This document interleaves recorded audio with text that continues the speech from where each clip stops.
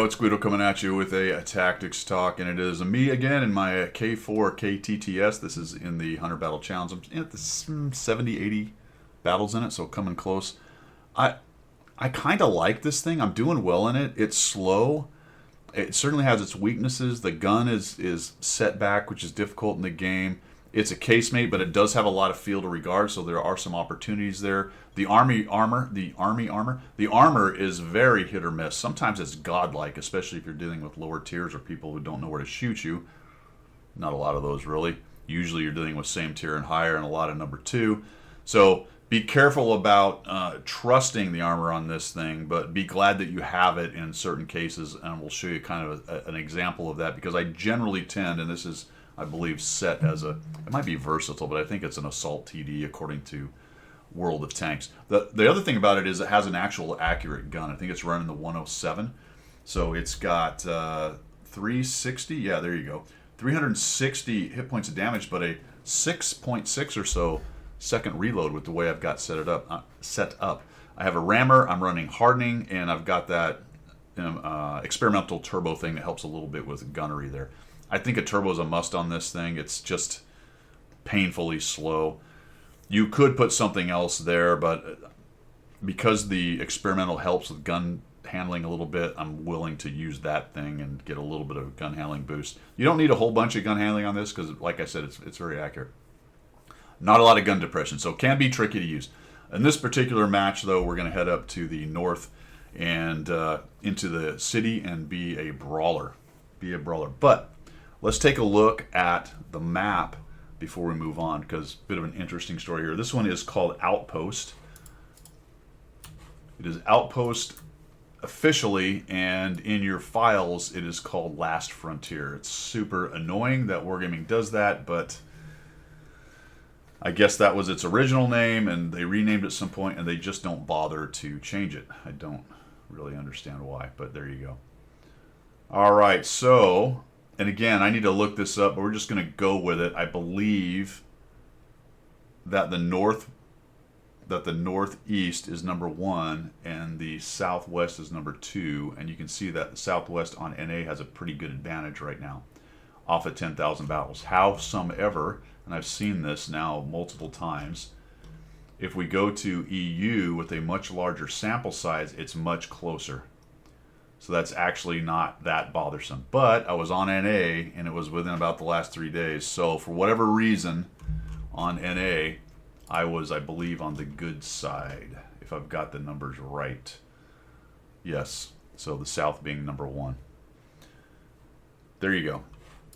Let's take a look at how this game goes, because what I want to talk about here is let's get this party started.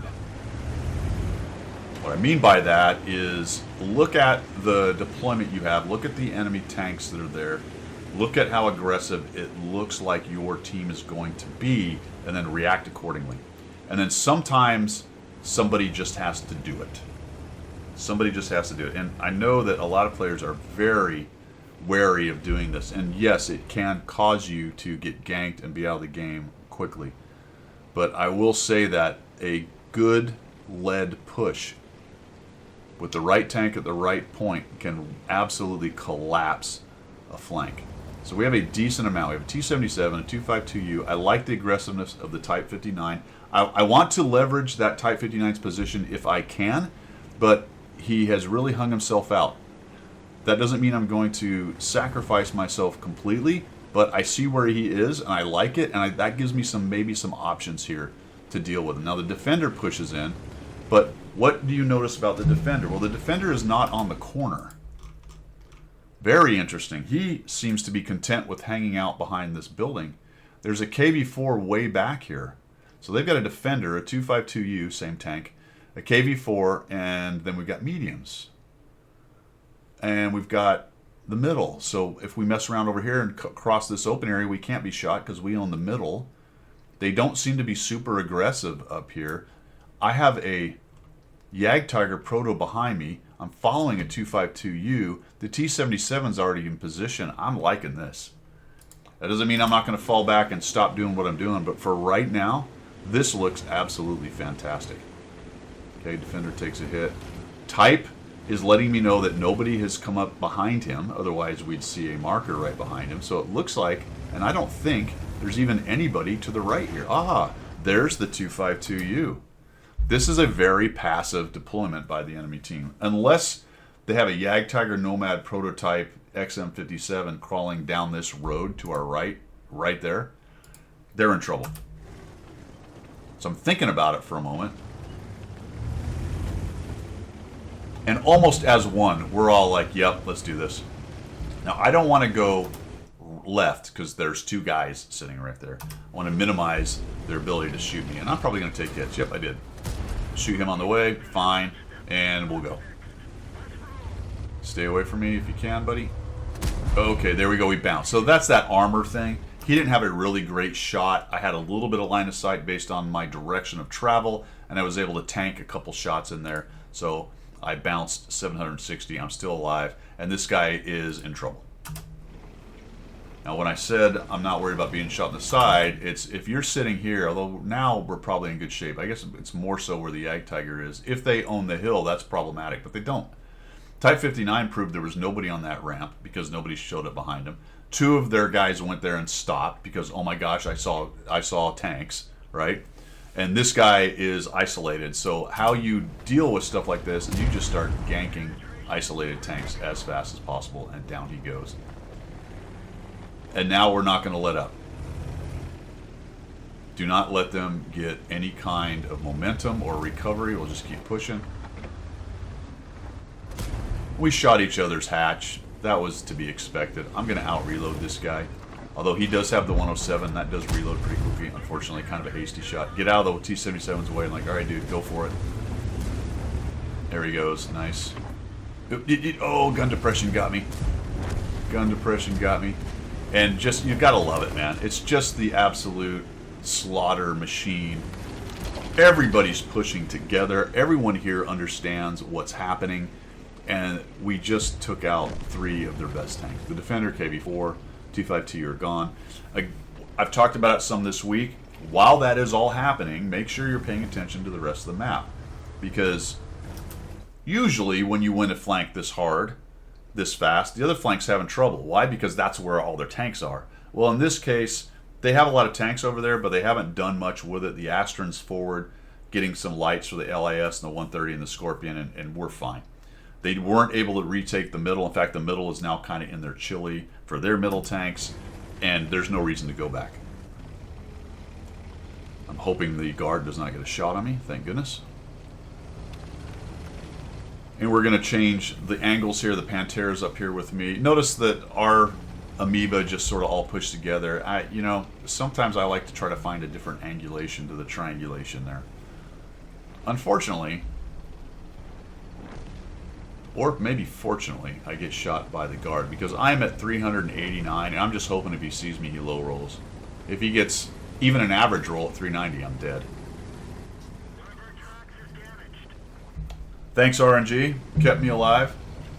I have 8 hit points.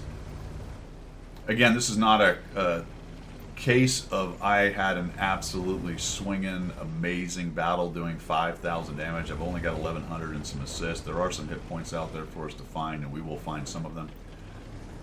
Wish I'd have kept pushing, but like, oh, come on now. Oh, God, this stupid building's in the way. Stupid building. Kind of wonder what this XM is going to do, but he now starts taking hits from every direction. No, he didn't last long. I was worried he might be spinning around. Can we get a cheeky one on this guy? Yeah, absolutely. Boom. Thump him for 381. Nice high roll for 21 extra hit points. And we will push him. I'm really just, at this point, trying to gather up as many hit points as I can. This guy's going to come out in the open and give me a shot. Nice. 365 low roll. Unfortunate. Actually, high roll, sorry. That's 5 high. I'll take it. And just like that, they are done. So we crank it up to 1,880, 252, so 2,000 combined. Not a fantastic game. Not even a kill in there. But the catalyst of, you know what? We know where most of their tanks are here on this flank. They have positioned poorly. We have an absolutely dominant force against those 3. And unless there are 3 or 4 tanks there that I don't think are there, then we're going to gather up those 3 and move on. And then the dominoes just started falling from there. So yes, a Rumpelstomp, but precipitated by a nice push by a bunch of people being aggressive. But sometimes you got to be the person to get the party started. And I know a lot of people don't like doing that because they lose hit points and they feel like, well, why should I have to do that? But I really recommend it. It teaches you a lot about the game, and it teaches you a lot about how to analyze when it's appropriate, because there are plenty of times as I was learning this game that I made those kinds of pushes and get absolutely ganked. And if you misread it or you try to push that situation harder than it should, you will. You'll be gone out of the game. That's why analyzing the rest of the map and what's going on in the match is so important. And you will make educated guesses, but try to make them with as much intel as possible. Okay? And I've showed you plenty of times on Miserable Mondays where I didn't have the intel and I just thought I'd give it a shot anyway. I'll give this a whirl, and then of course it whirls into the toilet, kind of thing. But this one was pretty easy to see, and that's why I wanted to show it to you. This is the things that you're looking for. Here's the stuff on the mini map I watch. Pay attention to your buddies. Hey, they seem to all be in on this as well. And then I think everyone on that push just understood what was going on. Everyone understood the assignment. It looked like maybe we were thinking about getting stopped up and get into this little side scrape BS with the one defender and then the 2 guys back. Screw him. Let's go by him. Maybe I can tank these shots. I did. Got decent armor. It's kind of the right tank to do so. And we'll kill this dude, and then we'll all gang up on the other 2. That is all I've got for today. Let me know what you think down below. See ya.